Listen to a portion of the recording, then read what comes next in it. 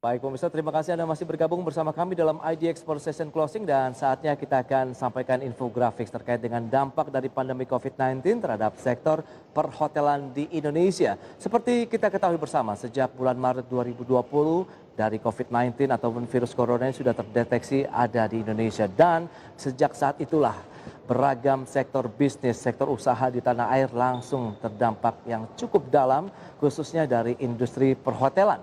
Kita akan cermati untuk infografis pertama ini adalah lokasi-lokasi mana saja di mana ada hotel yang harus ditutup sementara akibat terdampak dari COVID-19. Data selengkapnya bisa Anda saksikan di layar televisi Anda. Kita akan cermati ada beberapa daerah yang langsung terdampak ya. Kalau kita cermati karena ini adalah data dari bulan April sampai Juni, berarti bisa dikatakan hanya dalam kurun waktu 1 bulan setelah COVID-19 terdeteksi di Indonesia, memberikan dampak yang luar biasa terhadap sektor perhotelan di Indonesia. Kita lihat wilayah pertama yang cukup banyak hotel yang harus ditutup sementara akibat COVID adalah di wilayah Jawa Barat dengan jumlah yang mencapai 304 hotel. Ini periode dari bulan April hingga Juni 2020. Kemudian wilayah berikutnya adalah Bali yang menjadi salah satu juga provinsi pariwisata unggulan Indonesia, menjadi pintu gerbang Indonesia pun harus terdampak yang sangat luar biasa dalamnya. Bahkan kita lihat juga aktivitas ekonomi di Bali pun langsung luluh lantak begitu karena mengandalkan sektor pariwisata untuk menopang dari pendapatan asli daerahnya. Kita lihat ada 170 hotel yang harus tutup sementara akibat COVID-19 periode April hingga Juni 2020.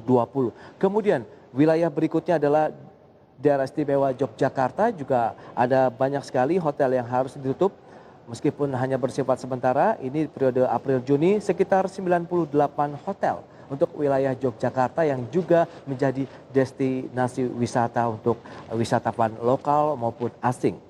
Dan tidak jauh lalu setelah itu adalah DKI Jakarta yang menjadi salah satu pusat, sempat juga menjadi, kita tahu ini adalah selalu pusat COVID-19 yang ada di Indonesia karena penyebarannya sempat tercatat cukup banyak di wilayah DKI Jakarta dengan jumlah hotel yang harus ditutup sementara sebanyak 90 hotel. Dan berikutnya dari Nusa Tenggara Barat juga ada beberapa hotel yang harus ditutup sementara sebanyak 75 hotel. Ya, dengan demikian bisa dikatakan sektor pariwisata ini terdampak sangat signifikan akibat COVID-19 sehingga mengurangi dari okupansi ataupun tingkat keterisian di hotel-hotel yang menjadi tujuan wisata, baik wisatawan asing, wisatawan domestik, dan terbukti tadi beberapa data yang sudah disampaikan, wilayah terbesar di wilayah Jawa Barat dengan 304 hotel yang harus tutup sementara. Kekhawatiran berikutnya tentu adalah bagaimana dengan nasib pekerjaannya, tentu akan mengakibatkan adanya mungkin ada pegawai yang harus dirumahkan sementara ataupun harus melakukan pemutusan hubungan kerja atau PHK. Dan berikutnya pemirsa, kita akan cermati bagaimana keinginan ataupun harapan yang diminta oleh pelaku usaha di bidang perhotelan. Selengkapnya bisa Anda saksikan di segmen ini, tentunya di grafis berikutnya. Kita lihat ini adalah stimulus-stimulus apa saja yang dibutuhkan oleh pelaku usaha di sektor perhotelan. Ini berdasarkan statement dari Pak Haryadi Sukamdhani, beliau adalah Ketua Umum Perhimpunan Hotel dan Restoran Indonesia atau PHRI. Selengkapnya seperti yang bisa Anda saksikan di layar televisi Anda. Yang pertama, yang diharapkan adanya relaksasi dari pembayaran biaya penggunaan listrik dan gas. Tentu dengan biaya operasional hotel yang cukup tinggi seperti yang kita ketahui bersama, dengan pelayanan yang luar biasa dari pihak perhotelan, tentu juga harus didukung dengan penggunaan daya listrik dan gas yang cukup besar. Dan ini yang diminta akan adanya relaksasi yang diberikan oleh pemerintah. Kemudian kita lihat dari relaksasi dari PPH, pajak penghasilan 25 juga ini untuk badan ataupun perusahaan yang juga diminta untuk ada stimulus ataupun pengurangan dari pajak yang harus dibayarkan.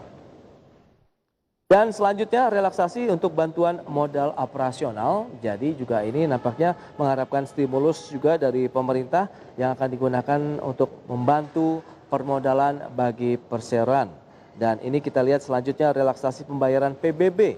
Pembayaran PBB pun juga diminta untuk dilakukan relaksasi di sepanjang tahun 2020 ini.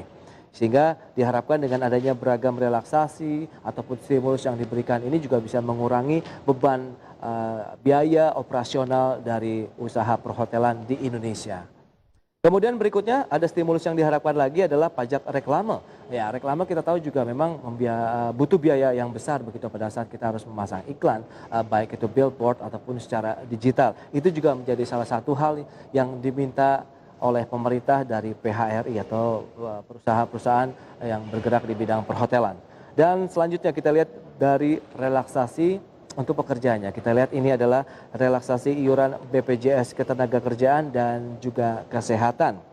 Sehingga diharapkan dengan adanya ini pemerintah dapat mensubsidi langsung pengusaha hotel dengan cara membeli paling tidak 20%, salah satunya nih ya, 20% okupansi kamar per bulannya selama 6 bulan. Jadi ini juga salah satu bagian yang diharapkan. Jadi ada biaya yang harus dikeluarkan oleh pemerintah, stimulus yang diberikan oleh para pelaku usaha perhotelan dengan membeli 20% okupansi kamarnya dalam 6 bulan ke depan. Hal ini agar membuat usaha-usaha ataupun perusahaan-perusahaan perhotelan bisa bertahan di tengah pandemi COVID-19.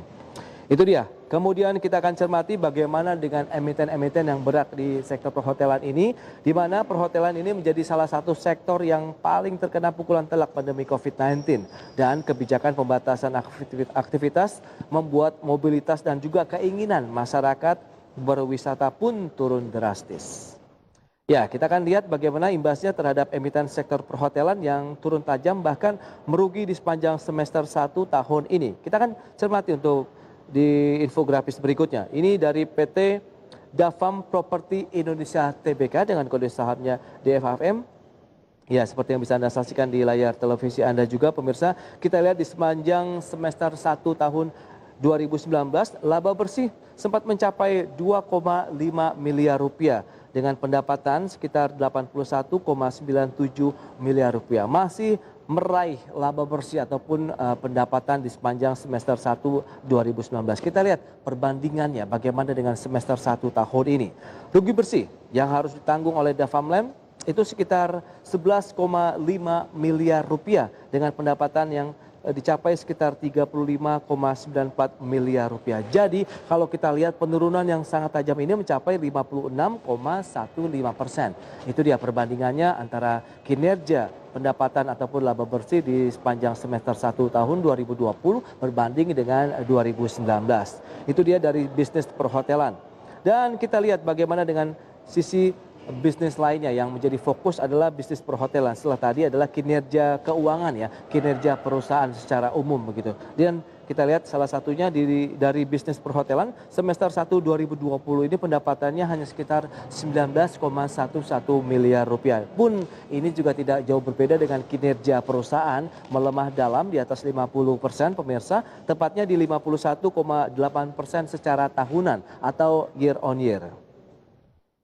Itu dia kita lihat dari perbandingan Davamland begitu ya atau PT Dafam Properti Indonesia Tbk di masa pandemi COVID-19. Dan berikutnya kita akan cermati bagaimana dengan kinerja perusahaan PT Menteng Heritage Realty Tbk di masa pandemi. Masuk ke dalam infografis berikutnya pemirsa.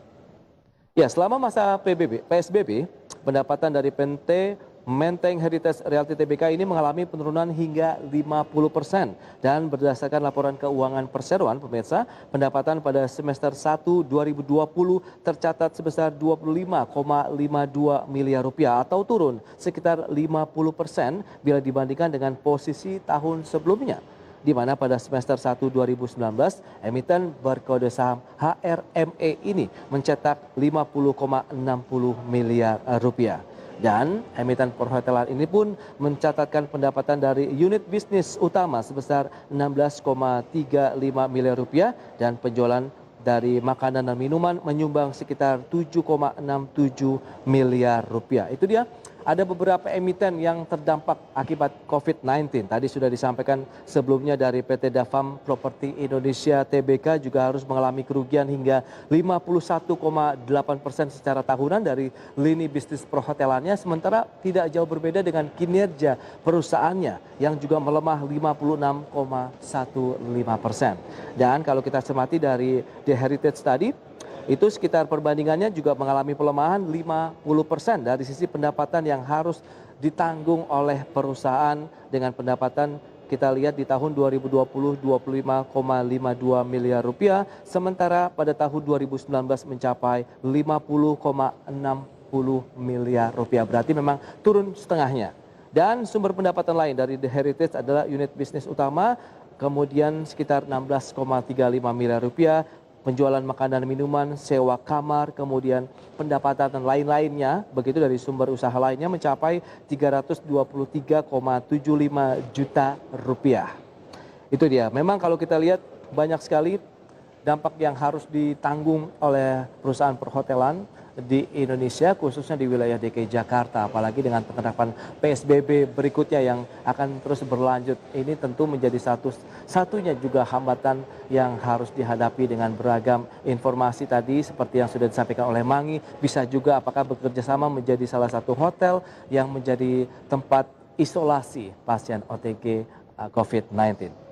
Baik pemirsa, demikian update dari beberapa informasi pandemi COVID-19 terhadap sektor perhotelan di Indonesia. Di segmen berikutnya kami akan kembali tentunya dengan informasi IDX Statement usai jeda berikut ini.